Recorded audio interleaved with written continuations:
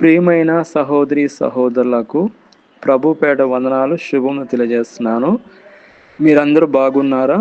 మీ అందరి గురించి ప్రార్థన చేస్తూ వస్తున్నాము. మీరు ఎవరైనా కొత్తగా ఛానల్ చూస్తున్నట్లయితే దయచేసి సబ్స్క్రైబ్ చేసుకోండి. అదేవిధంగా ఇతరులకు కూడా తెలియజేయండి. ఈరోజు మనం దేవుని వాక్యంలో నుంచి మనం చూసుకున్నట్లయితే నమ్మకంగా అడిగితే దయచేస్తాడు. మనం రెఫరెన్స్ చూసుకున్నట్లయితే మార్క్స్ వార్త 11:24 చూసుకున్నట్లయితే, మీ ప్రార్థన చేయనప్పుడు మీరు ఏమి అడుగుదురో అవి పొంది ఉన్నామని నమ్ముడి, అప్పుడు మీకు అవి అనుగ్రహింపబడను. కాబట్టి మనం ఏదైతే ప్రార్థన చేస్తున్నామో మొట్టమొదట మనం నమ్మాలండి. మనం నమ్మితే దేవుడు తప్పకుండా మనకు అనుగ్రహిస్తాడు. మన నోటితో మనం అడిగింది తప్పకుండా దేవుడు దయచేస్తాడని నమ్మాలి. నమ్మకంగా అడిగితే దేవుడు తప్పకుండా దయచేస్తాడు. కాబట్టి మనం విశ్వాసంతో ప్రార్థన చేయాలి. అదేవిధంగా ప్రార్థనలో ముఖ్య అంశాలు మనం చూసుకుంటే దేవుడిపై ఉన్న సంపూర్ణమైన నమ్మకము ప్రార్థనకు జవాబు తెస్తుంది. అదేవిధంగా మనం బలమును నమ్ముకోకుండా దేవుని దయపై ఆధారపడము ముఖ్యము. ఆయన చిత్తానుసారంగా అడిగిన ప్రతిదీ ఆయన తగిన సమయంలో మనకు అనుగ్రహిస్తాడు. కాబట్టి విశ్వాసము అనేది ప్రాముఖ్యమైనది. పూర్ణ విశ్వాసం అనగా ఏమి మనం చూసుకుంటే సంపూర్ణ నమ్మకంతో దేవుని వేడుకోవడం, ఆయన ఖచ్చితంగా దయచేస్తాడని నమ్మడము. మనం నమ్మకంగా అడిగితే దేవుడు తప్పకుండా దయచేస్తాడు.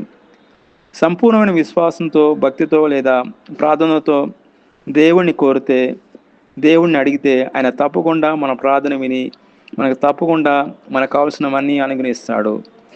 అదేవిధంగా మనం బైబిల్ నుంచి కొంతమంది గురించి మనం చూసుకున్నట్లయితే,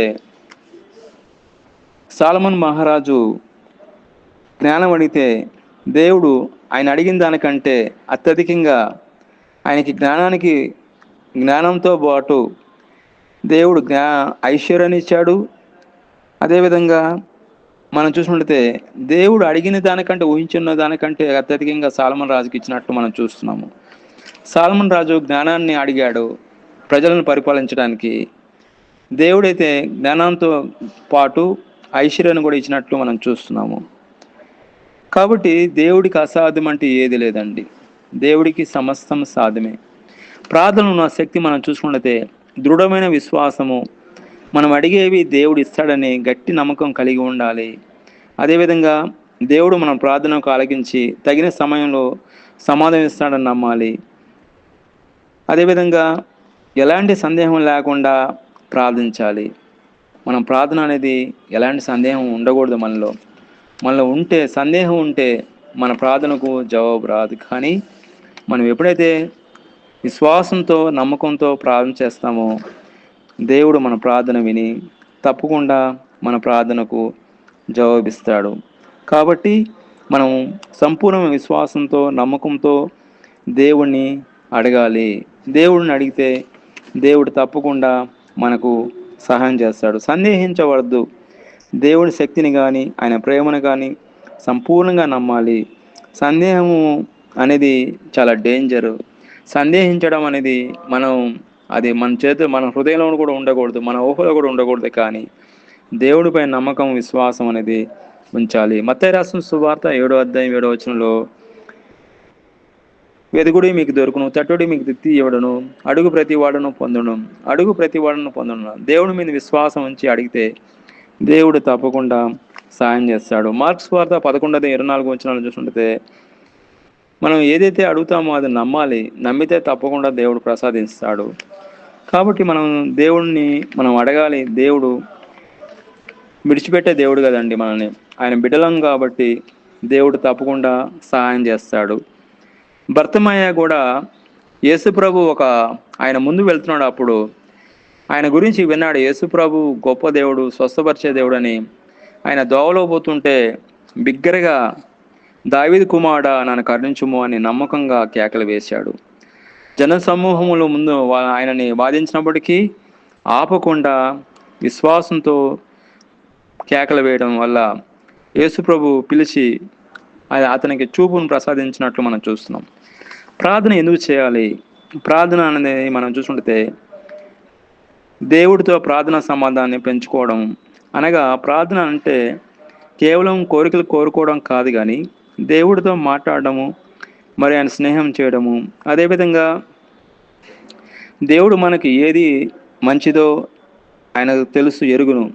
ప్రార్థన ద్వారా మనం మన కోసం ఆయన చేసే మంచిని మనం గ్రహిస్తాము. అనగా దేవుడి చిత్తాన్ని గుర్తిస్తాము. ప్రార్థన మనం ఎందుకు చేయాలంటే దేవుడి చిత్తాన్ని గుర్తించడానికి, సంబంధాన్ని పెంపొంచుకోవడానికి మనం చేయాలి.